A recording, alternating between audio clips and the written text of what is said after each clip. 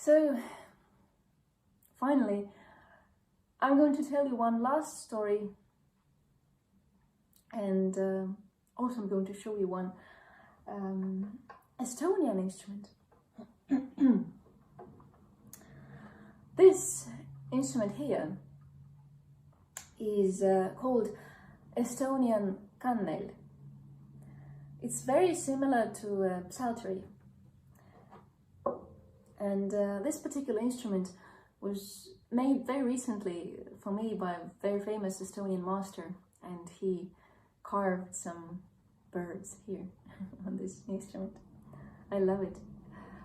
So today, of course, I won't be able to play all the instruments that I usually play, but I hope that maybe we'll meet some other time as well. So I'm going to tell you another one of my stories, which I wrote recently in December, especially for the storytelling evening and the presentation of my third storytelling album, which is called The Bird's Tales. And although there are no birds in this particular story, but at least there are birds on the instrument. And this story appeared after I watched the news. And then I thought, what if there was an absolutely happy and absolutely good, like happy story? And then I thought, well, that would be boring probably, because, you know, there should be tension, there should be some friction in the story. But that's interesting that why so many people think that a really happy story would be boring. So here is a story for you, which I call the absolutely happy story.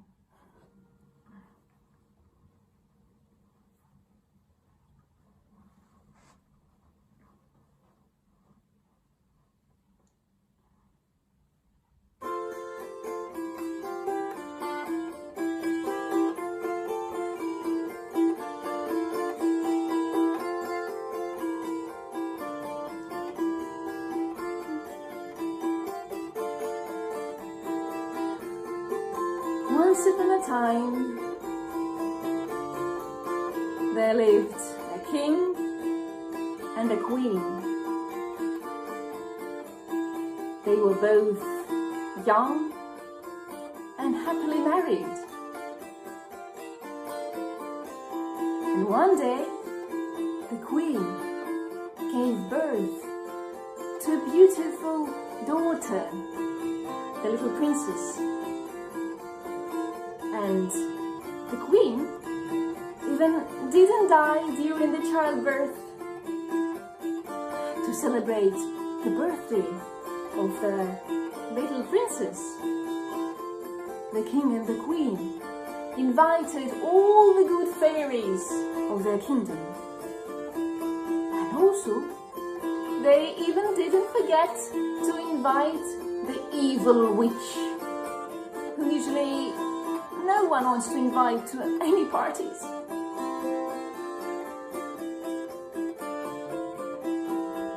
The king and the queen gave the best place at the table for this evil witch. And when the witch ate well and drank well, it was her turn to bless the little princess. The evil witch stood up and she went to the cradle. The witch looked into the cradle, and suddenly she loved the little princess so much that the evil witch made sweetie, sweetie, sweetie, sweetie to the little princess and blessed her either with the attractive appearance or with the witty mind, at least with something which is very useful in the household.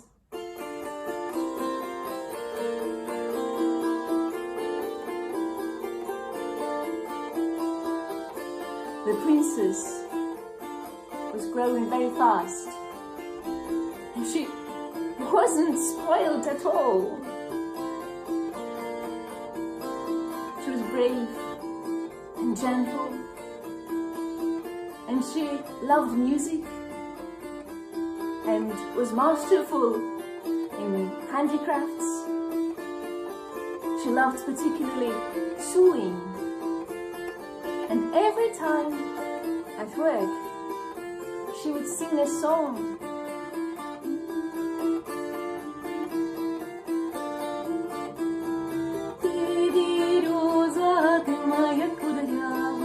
Раскудрявая береза над рекою, думала, думала, сидела, играла, думала, думала, сидела, играла.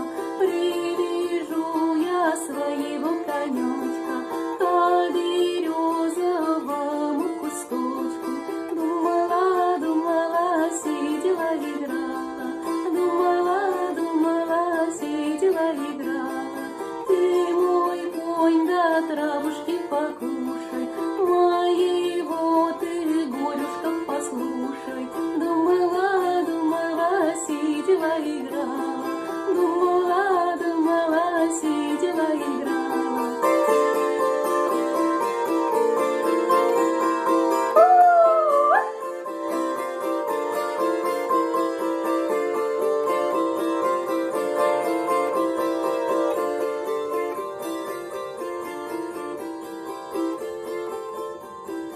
And sometimes, while she was working, the princess would, ouch, prick her finger with a nail.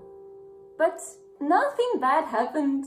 The princess didn't die nor fell into the mortal sleep.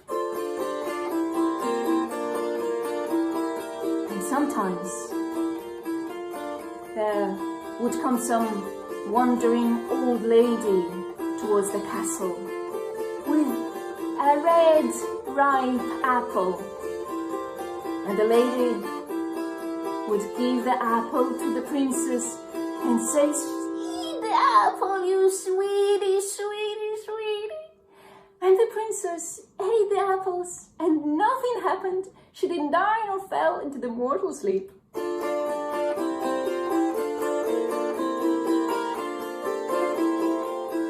And when the princess turned 17, she found a pen friend.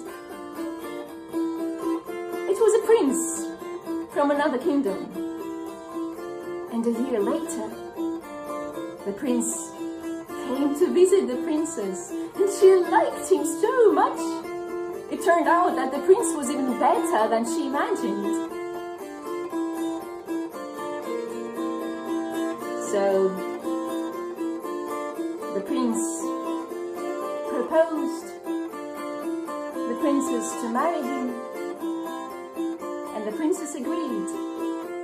The king and the queen had nothing against it, and soon they married each other. At first, the prince and the princess rented a little castle nearby, overlooking the green meadows. But then, during their honeymoon, there came a dragon, a real dragon, a fiery dragon. You know what a dragon is? Well, a real fiery dragon with 7 heads and 7 tails, and who even smelled like a dragon. But the dragon was also quite well-minded. He didn't kill anybody. The dragon just brought greetings to the prince from some relatives, and also a jar of apricot jam to the princess from his grandmother. Then the dragon kissed Princess goodbye and flew away, where he came from. so that the princess only had to open the windows and to air the castle a little bit.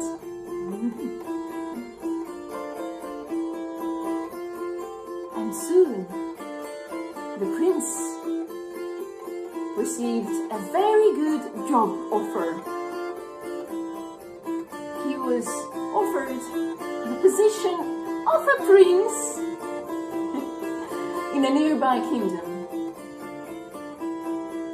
So the prince and the princess said farewell to the king and the queen. They promised to write letters often and to call every weekend or every day, and to come home to visit for the winter holidays.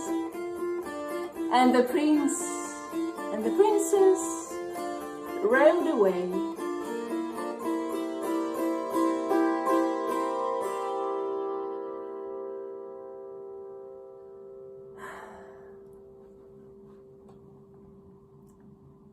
And then the king,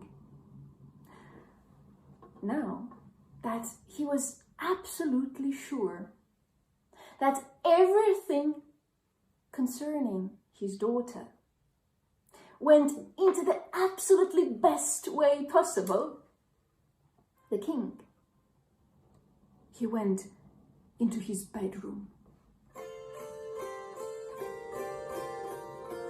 Then the king looked under the bed and the king took from under the bed a tiny box with some carvings on it. The king placed the box on his bed and carefully opened it. And inside of the box there was a small rusty key. The king took the key and then he started to descend from the longest staircase of his castle into the deepest dungeons of his castle. And when he reached the deepest dungeons, he stopped in front of a door. It was an old door. It looked like nobody opened it for a very long time. The king took out his key and he placed the key into the keyhole. And then the king turned the key. Click, clack. And the king opened the door.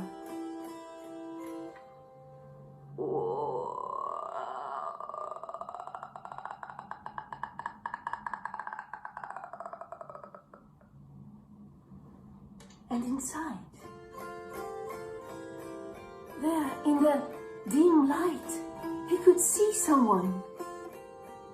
There was a human figure whose hands were tied together and whose mouth were closed and tied as well.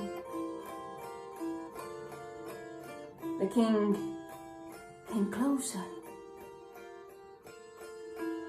and he looked at this person, and it was a storyteller. Now the king, he released the storyteller's hands, he released the storyteller's mouth, and the king looked at the storyteller and said, Well, do you understand now how you should write the really happy stories?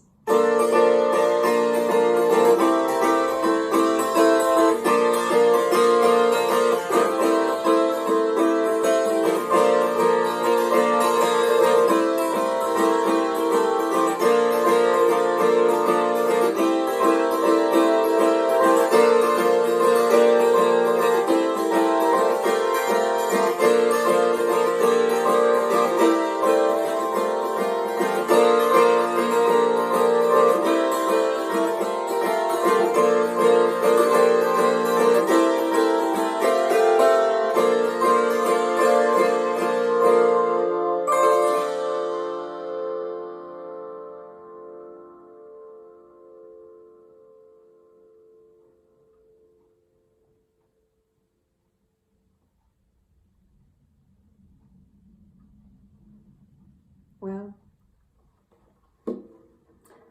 that's all for today.